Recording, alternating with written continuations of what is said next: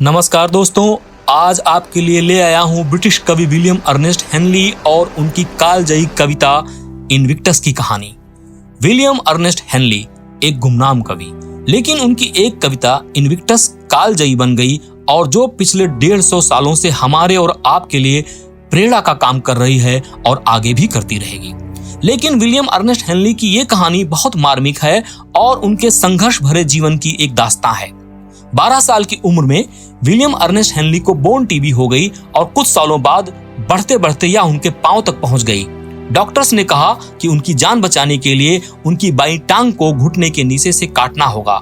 इस तरह 17 साल की उम्र में वह अपनी एक टांग खो बैठे। थोड़े दिनों के बाद उनका दूसरा पैर भी टीबी से इन्फेक्टेड हो गया और डॉक्टर्स ने कहा कि अब दूसरा पैर भी काटना पड़ेगा। वह बहुत लंबे समय तक बिस्तर पर पड़े रहे। स्टोइक विचारधारा से उन्हें मानसिक बल मिला और वह इस कविता को लिखने के लिए प्रेरित हुए।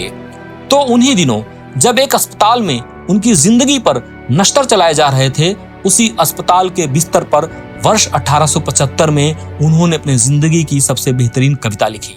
इनविक्टस लैटिन भाषा का शब्द है जिसका अर्थ है अजेय या अपराजेय, यानी जिसे कभी हराया ना जा सके। यह शब्द हर उस आम आदमी का नारा है जो जीवन की मुश्किलों को आंख दिखाता है और उनका निडरता से सामना करता है। कुल मिलाकर यह कविता हर उस इंसान के लिए है जिसे आने वाले कल से उम्मीदें हैं और जो सपने देखता है। तो उसी कविता का भावार्थ अनुवाद के रूप में यहाँ प्रस्तुत करने की कोशिश कर रहा हूँ। एक छोर से दूसरे छोर तक फैली काली घनेरी अंधेरी रात का साया मेरे ऊपर है, किंतु मैं शुक्रगुजार हूँ उसका, ईश्वर या जो भी है वो, अपनी अपराजेय आत्मा के लिए। हालात ने मुझे जकड़ रखा है, लेकिन ना मैंने कोई आह भरी ना ही जार जार रोया हूं। वक्त के जालिम थपेड़ों से मेरा मस्तक रक्त से सना तो है पर झुका नहीं। प्रचंड रोष और आंसुओं के इस जगह के उस पार आतंक के गहराते सायों के बाद भी और वर्षों की यातनाएं पाती हैं और आगे भी पाएंगी मुझे और अधिक निर्भय। फर्क नहीं पड़ता कि रास्ता कितना तंग और कठिन है और कितनी लंबी है मेरी सजाओं की सूची। मैं हूं अपनी नियत का मालिक, मैं हूं अपनी आत्मा का महानायक। I am the master of my fate, I am the captain of my soul. पिछले 150 वर्षों से यह कविता मॉडर्न कल्ट में हर जगह छाई हुई है। वर्ष 1941 में हाउस ऑफ कॉमन्स को संबोधित करते हुए विंस्टन चर्चिल ने इस कविता की अंतिम 2 पंक्तियों को पैराफ्रेज की तरह प्रयोग किया था।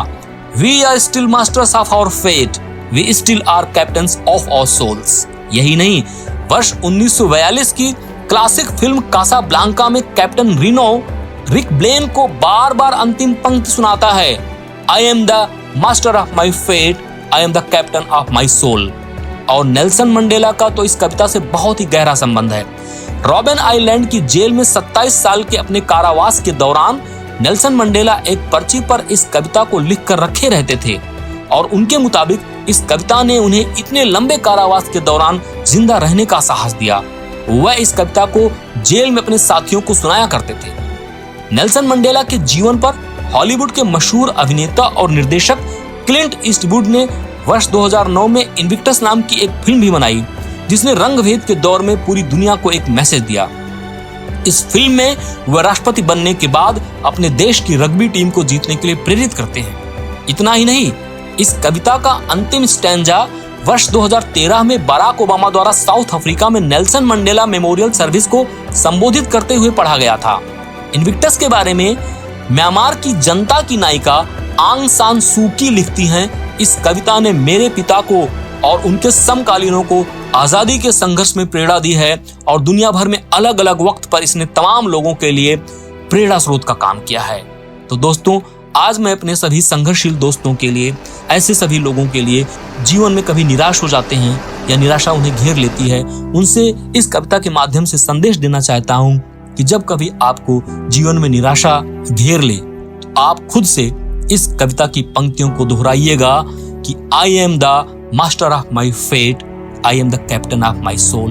मैं हूं अपनी नियत का मालिक, मैं हूं अपनी आत्मा का महानायक। और इसी तरह से और बहुत सारी कहानियों को सुनने के लिए जुड़े रहिए मेरे चैनल गजब यार में। आप सबका बहुत बहुत शुक्रिया। Thank you so much.